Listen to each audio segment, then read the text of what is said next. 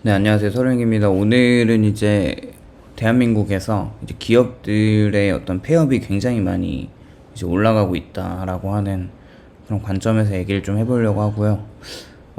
폐업률을 볼 때 가장 중요한 거는 단순히 그냥 25년에 작년보다 조금 줄었네라고 생각해 보면 안 되고, 23년에서 25년 내내 폐업자가 사업을 폐업하신 분들이 이제 100만 개 이상이죠. 특히 소상공인 주요 업종이 전체 평균보다 훨씬 높은 폐업률을 보인다는 것이고, 중소벤처기업부가 국세청 통계를 분석한 자료에 따르면 전체 폐업 사업자가 이제 23년부터 계속 올라갔어요. 98만 개고 24년도에 이제 101만 개 정도, 25년에도 이제 그 정도 준하는 수로 올라왔습니다. 결국에 이제 폐업의 사유를 생각해 보면은 25년의 폐업 사유 중에 사업 부진이 가장 높았고 50% 이상이고, 이 비중을 보면은 23년도에서는 48%, 24년도도 비슷하고 계속 이제 조금 사업 부진이라는 이유가 점점 올라가고 있어요. 소상공인 6대 업종에서 이제 사업 부진으로 폐업한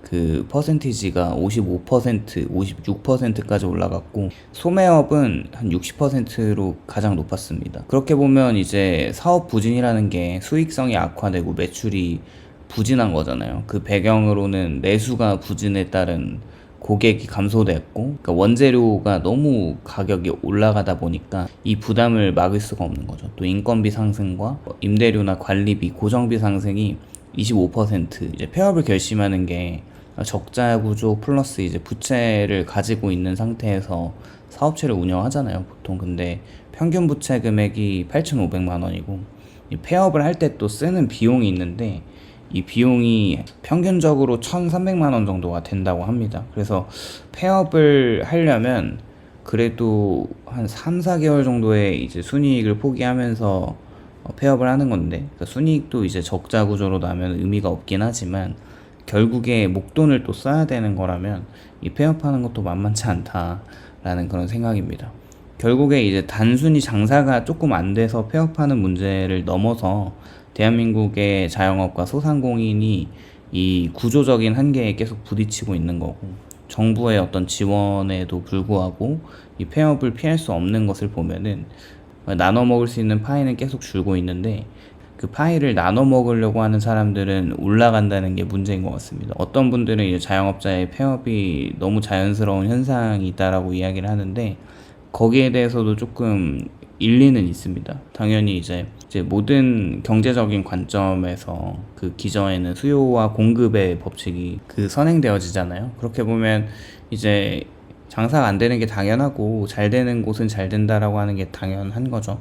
그렇게 예전에는 장사가 안 돼도 조금 버티면은 회복할 수 있는 기대가 있었지만, 손님이 줄어도 계절 탓이라고 생각을 하고 매출이 빠져도 홍보를 더 하면 믿는다고 생각했고, 임대료와 인건비가 부담돼도 다음 달에는 좀 나아질 거라고 버텼고, 하지만 지금은 많은 이 기업들이나 자영업자들이 더 이상 버틸 체력이 없어지고 있어요. 기본 체력이 줄고 있는 건데 매출은 줄어가고 있고 비용은 계속 올라가고 있고 경쟁은 더 심해지고 빚은 쌓이고 폐업을 해도 돈이 드는 상황입니다. 근데 아이러니하게도 이 경쟁이라는 게 사실 안 될 게임이라는 걸 알면서도 자영업을 계속 하는 것도 좀 신기하긴 합니다. 지금 이제 공실인 상가가 많지만 또 그 폐업한 어떤 업종이 나가고 나서 그 자리에 다른 어떤 업종들이 들어오는 것들을 보면은 폐업을 하는 이 자영업자나 기업들이 많음에도 불구하고 새로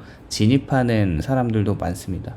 그렇게 이제 사업 부진으로 인해서 폐업이 계속 늘어난다고 하면은 여기서 파생되는 좀 안 좋은 영향들도 되게 많을 거예요. 결국에 어찌어찌 해서 이렇게 폐업을 하고 나서도 큰 목돈을 들여서 폐업을 하고 나서 부채 문제가 심각한데, 사업을 폐업하고 나서 부채는 그대로잖아요. 결국에 이 평균 금액이 한 8,500만 원이라고 하면은 이거보다 훨씬 더 많은 빚을 진 사람들도 허다한다고 생각을 하는데, 특히 나이가 들수록 부채 규모가 커지는 경향이 나타납니다. 60대 이상 폐업자의 평균 부채 금액이 9,898만 원이에요.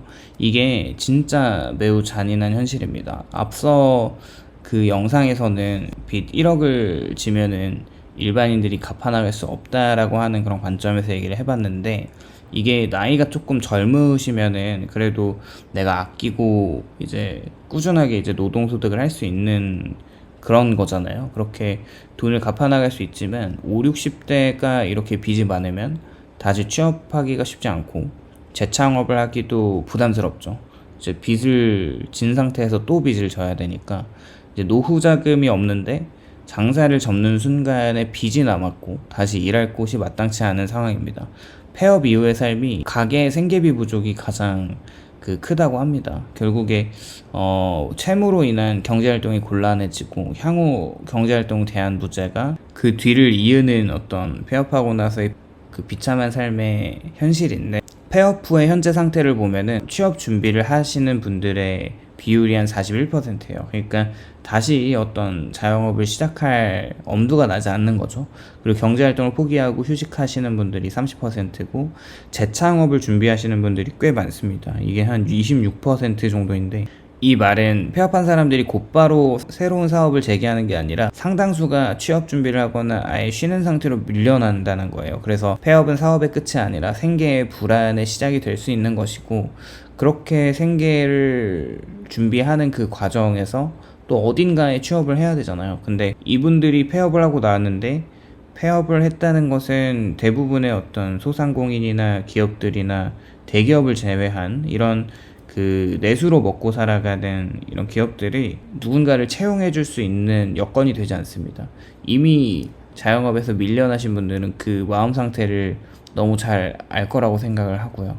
그렇게 보면은 여기 가기도 애매하고 저기 가기도 애매한 그런 상황이 된 것 같아요. 지금의 폐업률 현상이 한국 사회가 자영업을 너무 쉽게 생각해온 결과이기도 하지만, 뭐 취업을 안 하면은 장사하지, 뭐 회사 그만두고 가게 차려야지, 노후에는 작은 가게 하나 해야 하겠다는 말이 흔했는데, 지금은 이제 그런 나이브한 생각들이 많이 없어지는 것 같고, 온라인에서의 경쟁도 너무 심해지다 보니까 이제 사람들이 자영업을 안 하려고 하는 그런 생각들이 더 많아지는 것 같아요. 현실적으로 이제 자영업이라고 하는 게 더 냉정한 시장이 될 가능성이 큰데, 소비자도 줄고 인구도 줄고 이 가격에 민감해지고 온라인 플랫폼이 너무 세지다 보니까 상권이 또 빠르게 변하고 고정비가 쉽게 안 내려오고, 단순히 가게를 열면은 오픈빨로 손님들이 오는 시대는 끝난 것 같아요. 이제는 입지뿐만 아니라 상품력이나 가격이 또 싸야 되고,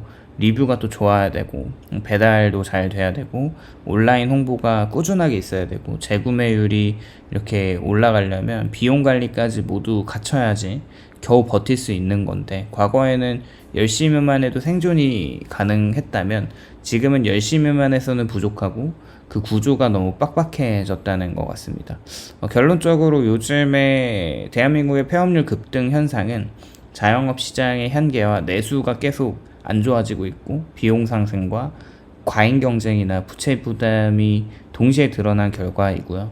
25년 폐업 사업자 수가 뭐 전년 대비 조금 줄어들었다고 해도 여전히 100만 개에 가까운 사업자가 문을 닫고 있고, 소상공인 주요 업종의 폐업률은 전체 평균보다 훨씬 높아지는 걸 보면은 이게 양극화가 더 뚜렷해지고 있는 것 같습니다. 결국 폐업률은 숫자라고 보지만 그 뒤에는 사람들의 삶이 있는 거고, 한 가게가 닫히는 것은 간판 하나가 사라졌다고 보기에는 누군가의 몇 년과 누군가의 빚이 있고 누군가의 생계와 이 가족 관계가 다 무너지는 일인 것 같습니다. 그래서 요즘에 폐업 증가를 가볍게 보면 안 된다고 생각을 하고요.